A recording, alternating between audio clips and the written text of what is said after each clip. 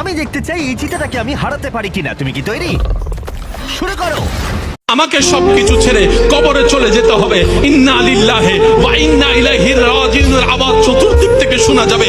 কুল্লু নাফসিন যায়িকাতুল মউত। যখন আমাকে আস্বাদন করতে হবে, আর নামাজ পড়ার টাইম পাবো না, চিৎকার করে চাইলো একটা সিজদা দেওয়ার টাইম পাবো না। কি আফসোস, কি আফসোস, কি আফসোস আমাদের জন্য যারা আজকে কবরে শুয়ে আছে।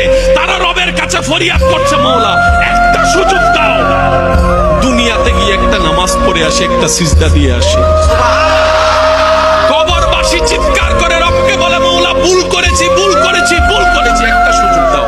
আবার দুনিয়ায় যাব মওলা, হাজার ব্যবসা থাকুক আমি নামাজ ছাড়বো না, হাজার চাকরি থাকুক আমি নামাজ ছাড়বো না। মওলা একটা সুযোগ দাও, একটা সুযোগ দাও, একটা সুযোগ দাও।